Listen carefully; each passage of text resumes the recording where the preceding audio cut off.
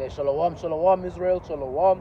Right, we're the real Hebrew Israelites who come back here week in, week out to preach and to prophesy the downfall of this present and evil/wicked society that we live in, the society run by Esau Edom, which is the so-called Caucasian or so-called white race according to the Bible, right? And the upbringing of the kingdom ran by Israel that is to come, right? Spearheaded by Yahawashi, that is, which is who the world ignorantly calls Jesus Christ, all right? That kingdom is going to be ruled by the nation of Israel, which predominantly consists of you so-called blacks or you so-called Negroes, all right? You Latinos and you Native American Indians, okay? So this is not going to be a long camp lesson at all, man. Right? I'm suffering the elements, as you can probably see and hear, all right? So it's not going to be a long, street preaching, if I can put it like that, right? I'm just gonna read a few precepts, and that's gonna be that, man. All right. Thought if maybe rather than not coming to the highways and hedges at all, I might just come here, and preach the word of Yahawashi for as long as I possibly can through the Spirit. All right, and then that'll be that, man. So I'm just gonna pull out something in Isaiah, something in Jeremiah, and if the Spirit is willing, we're gonna continue. But if not, man, then that'll be that.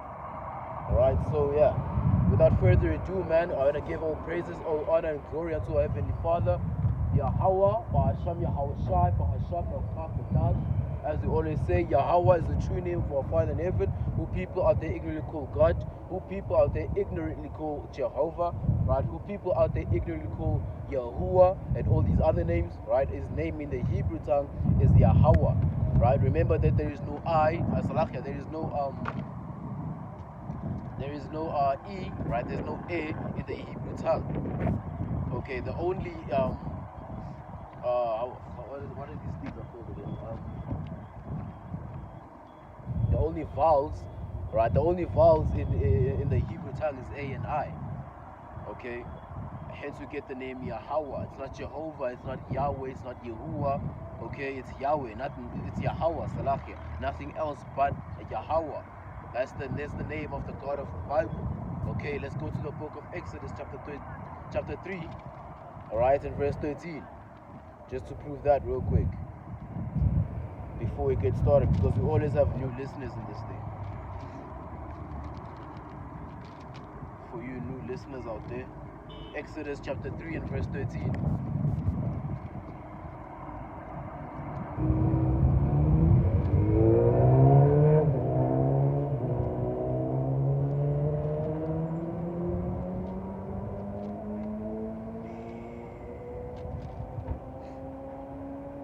Okay, this is the book of Exodus chapter 3 and verse 13, and it reads, And Moses said unto God, Behold, when I come unto the children of Israel, and shall say unto them, The God of your fathers hath sent me unto you, and they shall say unto me, What is his name?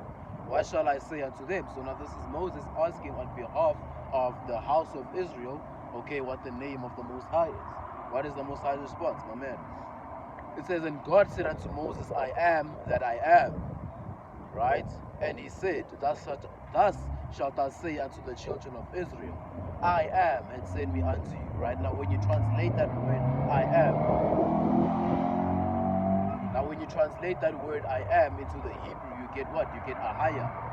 Okay, but you cannot say I am, because then you would be calling upon yourself. Right? In English, there's this thing called the subject and verb agreement. Right? You cannot be calling upon I am, or otherwise you're not calling upon the Most High, you're calling upon yourself. You're saying you are. You're saying you are omnipotent. You're saying you are omnipresent. Alright? And therefore, we say, instead of saying I am, we say He is. Right? And when you translate the word He is into the Hebrew tongue, it's Yahawah. Right? Yahawah meaning He is, He to be, He exists. Alright, for He is omnipresent, for He is omnipotent, alright, for He is all-knowing, for He is almighty. Okay, that's where we get the name Yahawah from. Now that word Yahawah has been transliterated and translated to, Jehovah and everything else. Okay, but we know that the original meaning and the original pronunciation of the word is Yahawah, meaning He is, He to be. Okay, and his only begotten son's name, as we always say, is Yahawashi. Yahawashi meaning he shall deliver. Yahawashi meaning he is deliverance. Okay, we get that from the book of St. Matthew. We get that from the book of St. Matthew chapter 1.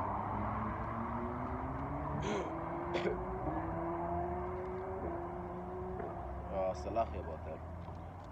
St. Matthew chapter 1, verse 21. Alright, St. Matthew chapter 1 and verse 21. Now this is the birth of Yahawashi. We're going to jump straight to the point, and it reads, "And she shall bring forth a son, and thou shalt call his name Yahawashi." Right? It says Jesus, but we know that his name is Yahawashi. Why? For he shall save his people from their sins. And that's exactly what his name means. Right? His salvation. Okay, for Yahweh bahasham Yahawashi is salvation. Yahawashi means he is salvation. Right? Doesn't get any simpler than that. So let's get these two precepts, man, in the book of Isaiah. We're going to start off with Isaiah chapter 13. Alright, because we're in the time now whereby Yahweh bahasham Yahawashi is about to show great judgment against these nations, and in particular against Esau Edom, which is the so-called white man, right? The so-called Caucasians, the so-called Europeans. Alright, we're living in a time whereby we're at the brink of a World War III. We're in the brink of the war of Armageddon. Okay, now we know that spiritually, we know that through prophecy, right, the mark of the beast has to be implemented before anything happens. All right, these lockdowns have to happen first, right? The upbringing of a new digital system, a CBDC, all of that, man, all that shebang has to happen before World War III goes nuclear. Okay, just to clarify that. Everything that I've just listed has to happen before World War III goes nuclear. Okay, we have to live in a digital era. We have to be living in the midst of the mark of the beast before anything like that happens. Right? So Isaiah chapter 13. Isaiah chapter 13 and verse 1, it says, this is concerning the nations, okay? It says, "The burden of Babylon, which Isaiah the son of Amos did see." Alright, it says, lift up banners upon the high mountains, exalt the voice of them, shake the hand that they may go into the gates of the nobles. I have commanded my sanctified ones. I have also called my mighty ones from my anger, even them that rejoice in my highness. Right? It says, the noise of the multitude in the mountains, like as of a great people. Right? This is now speaking about those nuclear missiles, right, and those great nations that is going to invade Babylon. Okay? It says, the noise of a multitude in the mountains, like as the noise of a great people. Right? The tumultuous noise of the kingdoms of the nations gathered together. The Lord Yahweh of hosts mustereth the host of the battle. They have come from a far country, from the ends of the heaven, even Yahweh and the weapons of his indignation, to destroy the whole land. And that's right, man, because that whole land of Babylon is going to be destroyed by these nuclear missiles. Right? Is going to be destroyed by these arrows of indignations that can travel from one continent to the other, which we call the ICBMs, the Intercontinental Ballistic Missile. Okay? Those are going to penetrate the Great Hole, which is Babylon, man. Those are going to penetrate the virgin daughter of Babylon. Okay? And shall make her bare. Right? They're going to destroy her utterly, as the scripture says. We're going to read that in the book of Jeremiah, chapter 49. Okay? Salaki. It says, verse 6, "Howly, for the day of Yahweh is at hand. It shall come as a desolation from the Almighty. Therefore shall all the hands be faint, and every man's heart shall melt." Right? There's a scripture, or there's a precept which goes something along the lines of a man's heart shall fail him because of fear.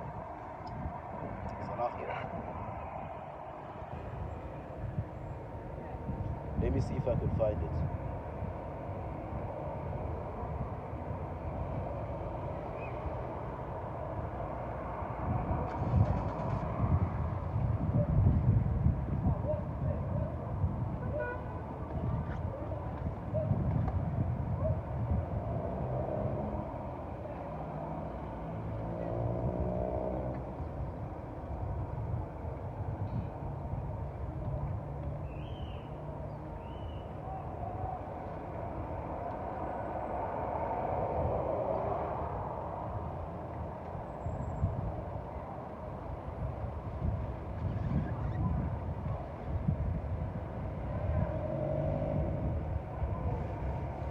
It's in the book of Luke chapter 21.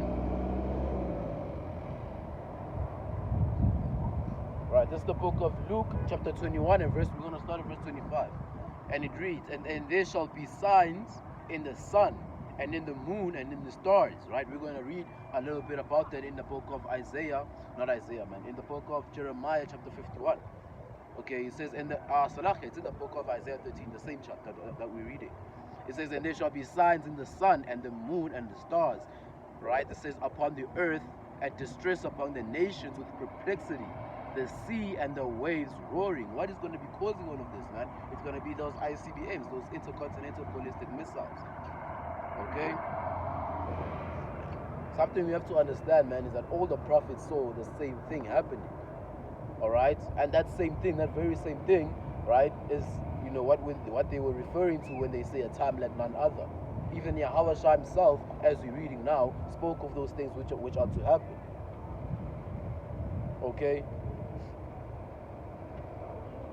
It says, verse 26, men's heart failing them for fear and for looking after those things which are coming on the earth, for the powers of heaven shall be shaken. So what kind of tribulation, what kind of calamity, right, what kind of world disaster has to happen, right, in order for man's heart to fail them because of fear? In order for you to drop and die because of a heart attack, because of the fear you're going to be having at the sight thereof. Okay? Seek ye the Most High while you may be found, man. Seek ye Yahawashi while you still can. Alright? Because there will be no repenting in those days, man. It's either you have the knowledge or you don't. It's either you have that oil in your lamp or you don't.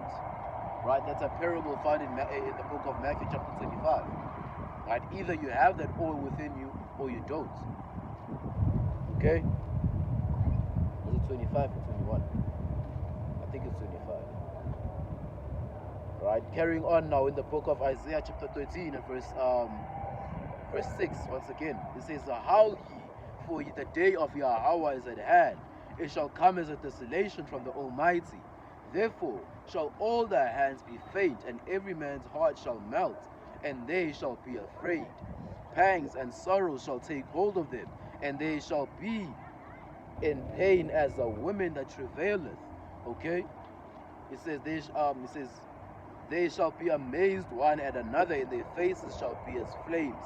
Behold, the day of Yahweh cometh, cruel both in wrath and in fierce anger, to lay the land desolate, and he shall destroy the sinners thereof out of it. Okay, so that's the great day of Yahweh. You can find it in the book of Amos chapter 5 and 8, how great that day was going to be, man. As a matter of fact, let's read it. Right? In the book of Amos chapter 5 and 8. I think it's chapter 5 and verse 8.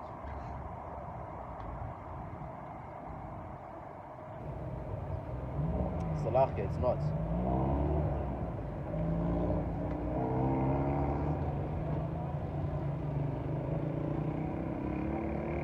Five and 18. Alright, Salahka, it's 5 and 18, not 5 and 8. 5 and 18. Amos chapter 5 and verse 18. It says, woe unto you that desire the day of Yahawah, bahasham Yahawashi. Let me read it verbatim. Right, I'm going to read it verbatim as is. It says, woe unto you that desire the day of the Lord. To what end is it for you? The day of the Lord is darkness and not light. As if a man did flee from a lion and a bear met him, or went into the house and laid his hand on the wall, and a serpent bit him. Shall not the day of the Lord be darkness and not light in it, even very dark and no brightness in it? Okay, so that's the great day of the Lord in a nutshell, man. Ultimately, there's no escape. Right? As if a man did flee from a lion and a bear met him. Right? Went into a house, laid his hand upon the wall, right? Thinking that he's safe in his house. There we go, a serpent bit him. Right? There's no escaping the great day of Yahweh Bashmi Ashad. Think about where you're going to escape to. Alright, where you going to escape to? If you were to run away from the Most High, where are you running to, man? Right? There's no escaping the great day of Yahweh Basham Yahawashi, man. Alright, your tithes, paying your tithes upon those churches is not going to help you. right? You claiming that you have the blood of Jesus is not going to help you. Okay? What is going to help you at the end of the day is your faith in your faith and your works for Yahweh bahasham Yahawashi. That's what's going to save you. Having that name first and foremost, right? Believing upon that name, because it's useless to have the name and not believe upon it. Okay? And third, having the works to show your faith. Right? And ultimately, all of that has to be accompanied by what? By mercy. Right? All of that has to be accompanied by the mercy of Yahweh bahasham Yahawashi. Right? And you see sodomites like these, man, those are the type of people that are going to be destroyed upon those places, man. Right? Those are the type of people, right, that this world has to burn right along with. Right? Because we can't enter with genes like that in the kingdom of heaven, man. We can't enter with people like that in the kingdom of heaven. Alright?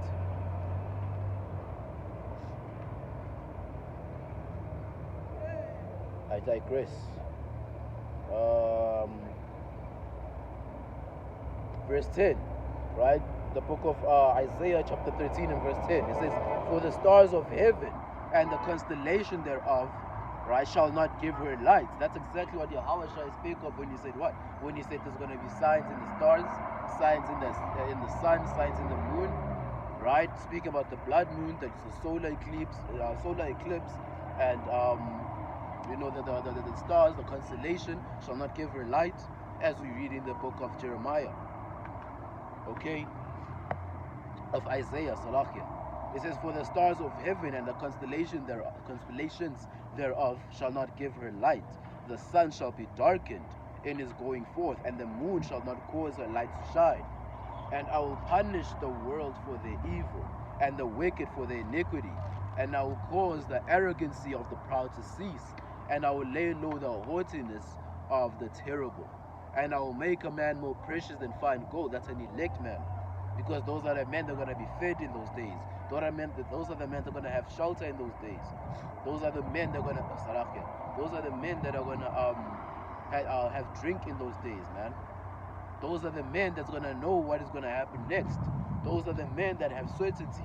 For wisdom and knowledge shall be the stability of thy days, and the fear of Yahweh bahasham Yahawashi is his treasure.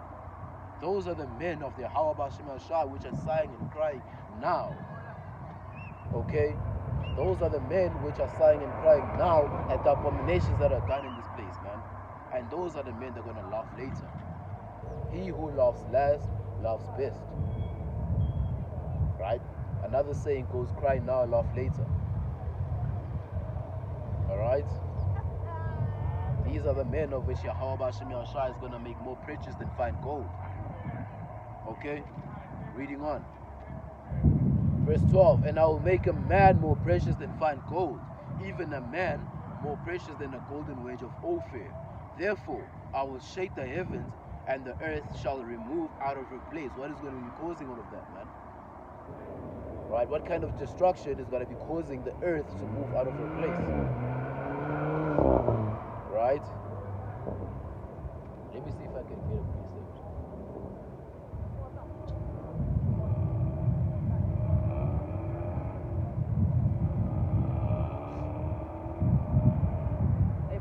I'm alright. How are you, brother? Can't complain. I'm good.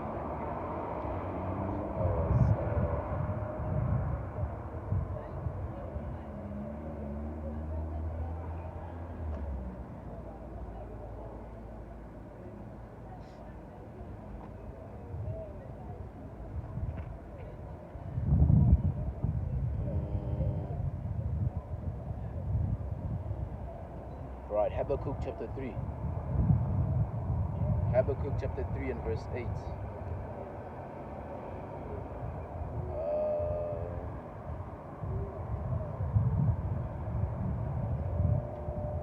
We're going to start at verse 1. Habakkuk chapter 3 and verse 1. A prayer of Habakkuk, the prophet, upon Shiganoth. Verse 2, it says, "O Yahweh bahasham Yahawashi, I have heard thy speech and was afraid." Right? Even the prophets of old were afraid of what's about to happen, man.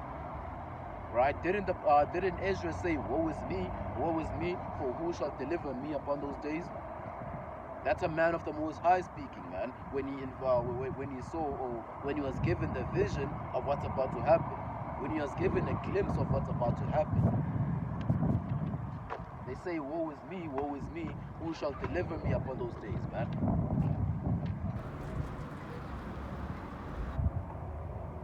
Right? Salakia. It says, O Lord, Yahawashi bahasham Yahawashi, I have heard thy speech and was afraid. O Lord, receive thy work in the midst of the years. In the midst of the years make known. In wrath remember mercy. To who? To his elect. He's going to remember mercy to his elect, to his chosen one, so to speak. Okay? It says, God came from Teman, and the Holy One from Mount Paran, Selah. His glory covered the heavens, and the earth was full of his praise. What is going to be causing these things, man? Okay? It says, and the brightness was in the light, and he had horns coming out of his hands. And those horns represent power. Okay? And there was the hiding of his power.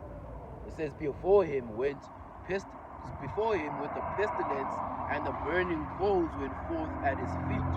He stood and measured the earth, and beheld, and drove asunder the nations, and the everlasting mountains were scattered, and the perpetual hills did bow, and his ways are everlasting. I saw the tents of Cushan in affliction, and the curtains of the land of Midian did tremble. Was the Lord displeased against the rivers? Was his anger against the rivers? Was thy wrath against the sea that thou didst ride upon thine horses and thy chariots of salvation? Speaking about those UFOs. Okay, those are the chariots of salvation. Those are his chariots. Those are his horses. That's the transportations that the beings upon the heavens use. Okay, they don't use cars. They don't use literal horses. They use the so-called IFOs, UFOs. Okay, spaceships, so that you can understand. All right. It says, thy bow was made quite naked, according to the oaths of the tribe, even thy word, Selah. Thou didst cleave the earth with rivers. The mountains saw thee, they trembled. Right? The overflowing of the water passed by. The deep uttered his voice and lifted up his hand on high. The sun and the moon stood still in the habitation. Right? And the light of thine arrow went, and they were shining as the shining of glittering spears. And thou didst march through the land in indignation, and didst thresh the heathen in anger. That's the great day of the Most High, man. I just read out of the precept, or the book of Habakkuk chapter 3. That's the great day of Yahawashi bahasham Yahawashi, man. So woe unto you that desire the day of the Most High, not knowing what the day of the Most High is all about. The day of the Most High is nothing but gloominess, man, of wrath, filled with indignation, filled with vengeance. Alright? So reading on.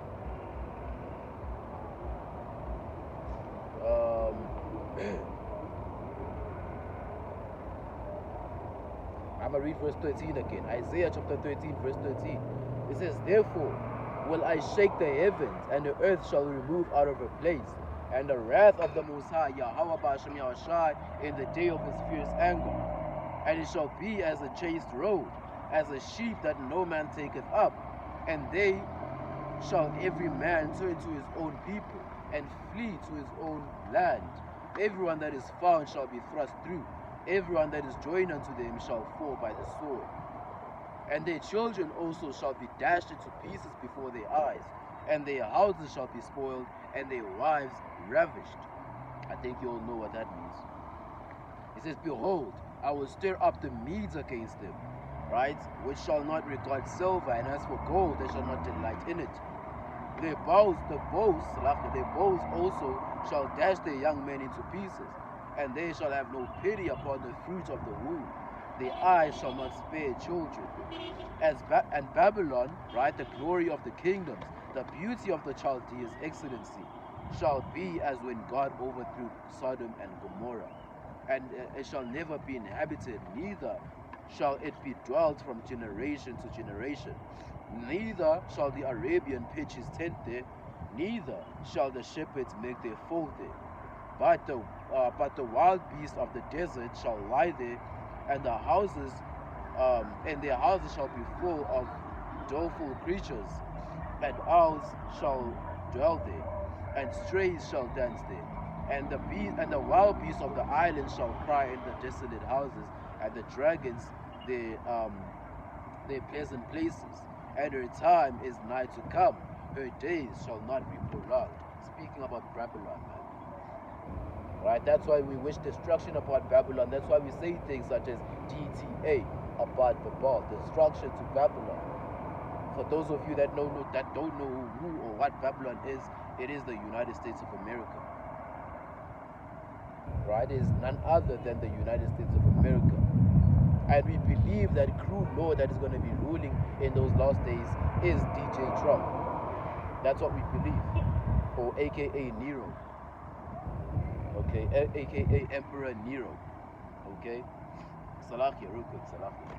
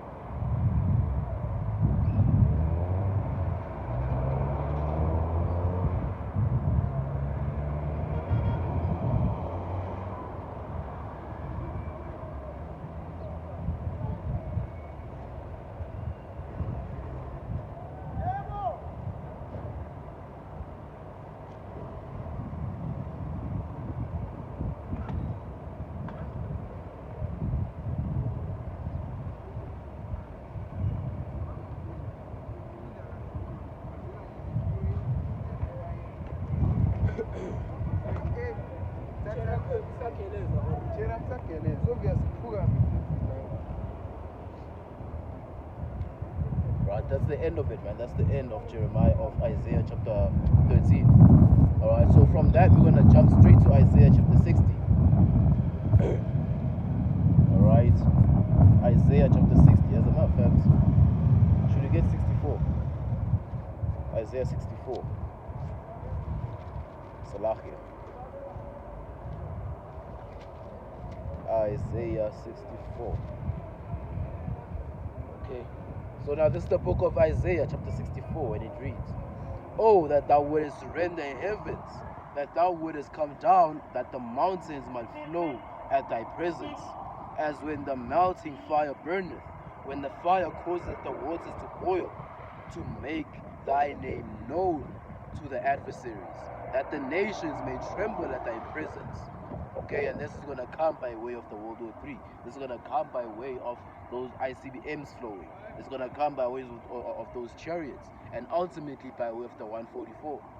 Okay, because then Yahawashi said he's going to make them a sharp instrument having teeth.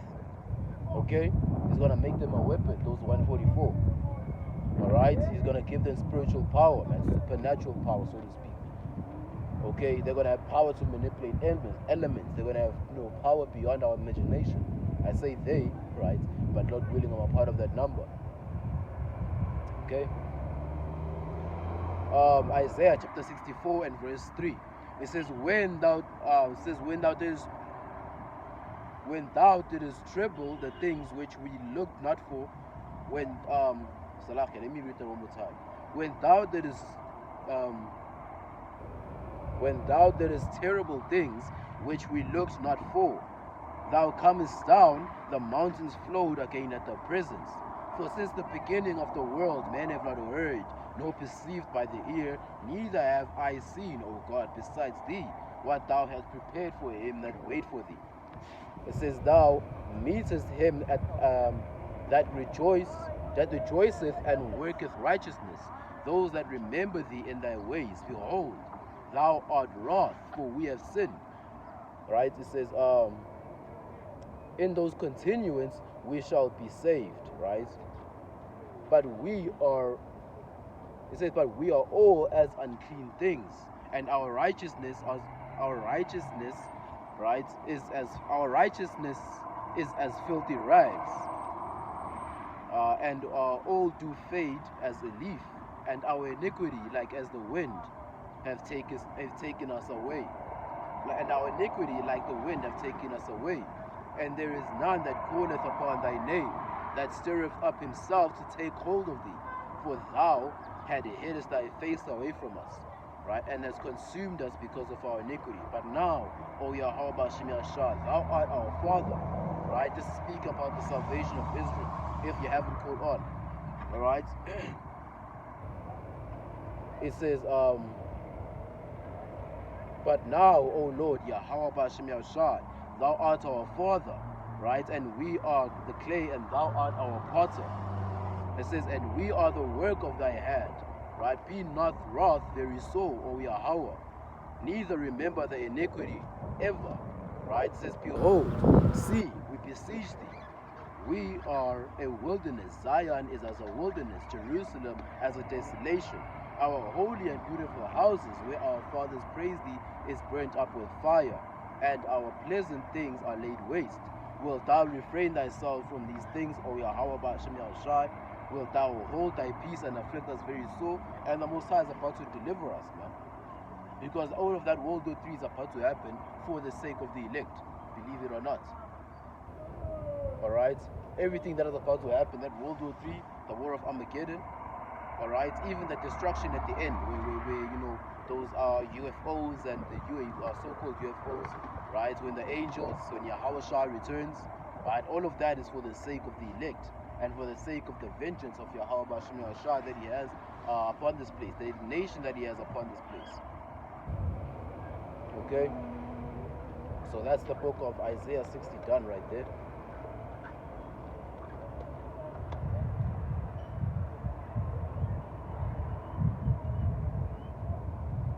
Let's read the book of Isaiah chapter 60.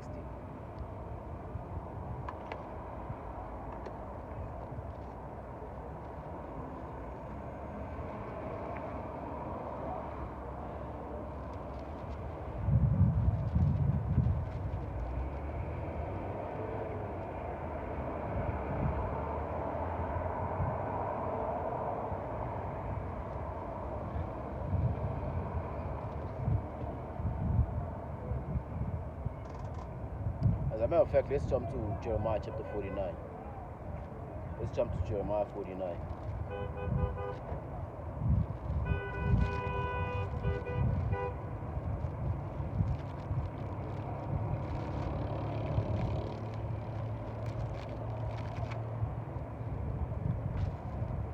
Alright, Jeremiah chapter 49, and we're going to start at verse 7. Jeremiah chapter 49 and verse 7, it says, concerning Edom, thus saith the Yahweh Ba'Shem Yahushua, the Lord of hosts, the Lord of armies. Okay? Is wisdom no more in Teman? Is the counsel perished from the prudent? Right? Is their wisdom vanished? It says, flee ye, turn back, and dwell deep, O inhabitants of Dedan. For I will bring the calamity of Esau upon him, the time that I will visit him.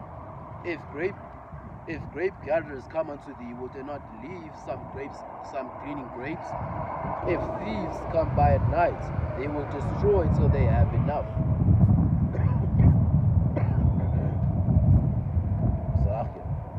They will destroy till they have enough. But I have made Esau bare, and I have uncovered his secret places, and he shall not be able to hide himself. His seed is spoiled, and his brethren, and his neighbor, and he is not. Leave thy fatherless children, I will preserve them alive, and let thy widows trust in me. For thus saith Yahweh, behold, they whose judgment was not to drink of the cup, surely have drunken, which is Israel. Okay, we were never meant to drink of the cup of slavery, but we did. It says, art thou he that shall altogether go unpunished? thou shalt not go unpunished, but thou shalt drink surely of it. For I have sworn by myself, saith Yahweh, that Basra shall become a desolation, a reproach, a waste, a curse, and all the cities thereof shall be a perpetual waste. That's right. Babylon is going to become a perpetual waste. Right? A perpetual wasteland. Okay? And it's never going to be built back up, man. I have heard a rumor from the Lord Yahweh, an ambassador is sent, right, to the heathen, saying, gather you together and come up against her and raise up to battle. For lo, I will make thee small among the heathen and despised among men. Right? There is a precept in the book of Revelation that says, the 10 horns which thou didst see upon the beast, those shall hate the whole, and shall eat the flesh, and shall burn of it. Okay, so these nations, all of these nations are eventually going to hate Babylon. Okay? All of these nations, including NATO, are going to hate Babylon at the end of it, man. Now we know that some nations hate Babylon today, which is Iran, which is Russia, all right, which is, parts of Africa. They hate Babylon, man. Okay? But at the end of the day, man, when it's all said and done, during the end of the World War III, right, these nations are going to shoot, all of these nations, including NATO, including the EU, right, all of the nations that have ICBM are going to shoot at Babylon. Okay? It says, for lo, I will make thee small among the nations. I will make thee small among the heathen, and despised among men. Thy terribleness hath deceived thee, and the pride of thine heart, O thou that dwellest in the cliffs of the rock, thou that hidest the height of the height of the hill, thou that shouldest take. Zalach, it says, though.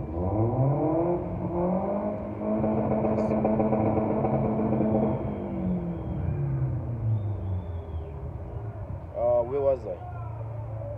Though thou shouldest make thy nest as high as the eagle, I will bring thee down from thence, saith Yahweh. Also Edom shall be a desolation, and everyone that goeth by it shall be astonished, and shall hiss at all the plagues thereof, as in the days of as in the overthrow of Sodom and Gomorrah. All right, and the neighbor cities thereof shall the Lord Yahweh, no man shall, saith the Lord Yahweh, no man shall abide there, neither any son of man dwell in it. It says, behold, he shall come up as a lion from the swelling of Jordan against the inhabitation of the strong, but I will suddenly make him run away from her. Right? It says, and who is the chosen man that I may appoint him over? Right? It says, for who is like me? Right? And who shall appoint me at that time? And who is that shepherd that will stand before me? It says, therefore, hear the counsel of the Lord that Yahweh has against Edom, and his purpose, and he that had proposed or purposed against the inhabitations of Teman. Surely the least of the flock shall draw them out, which is the state of Israel. The state of Israel is going to draw out the rest of the nations into a World War III. Alright? The so-called Jewish nations. Okay? It says, surely the least of the flock shall draw them out, and shall make their habitations desolate with them. And the earth is moved at the noise of their fall.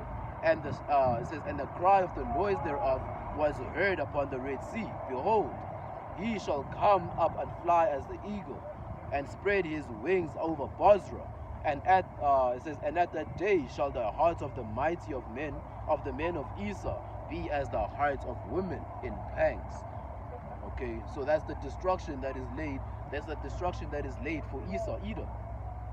All right, that is the destruction that is laid for on behalf of Esau, Edom, on behalf of Babylon, on the behalf of the men of Teman. All right, and that's that right there, man. That's the prophecy of World War III. That's the prophecy of Armageddon. That's the prophecy of the destruction of this place, man. All right, a few of them. That's like 3 of them. All right, because we went through. We went through Jeremiah 49. All right, we went through Isaiah chapter 13. We went through Isaiah chapter 60, right? 64, Salafia. All right, so we went through salvation. went through the destruction, and went through the calamity, man, and the doom and the death of this place, man. Alright, which is, what I wanted to get. So with that, man, we're going to close it up right there in the hopes that this lesson was edifying to the elect. And with that, we're going to face the east once again and give all praises to our Father in heaven through his only begotten Son. So with that, we're going to say, Barakata Yahawah, bahasham Yahawashi, bahasham Bafakudash. As we always say, Yahawah is the true name of our Father in heaven, who people out there ignorantly call God, ignorantly call Jehovah, ignorantly call Yahweh. Okay, his name is Yahawah in the Hebrew tongue. His only begotten Son is Yahawashi, who people out there ignorantly call Jesus, right? Who people call Yeshua, Yeshaya, all these other names. His name is Yahawashi, meaning he shall deliver. So with that, I'm going to say Shalawam, Wa Abad, Babad. Shalawam.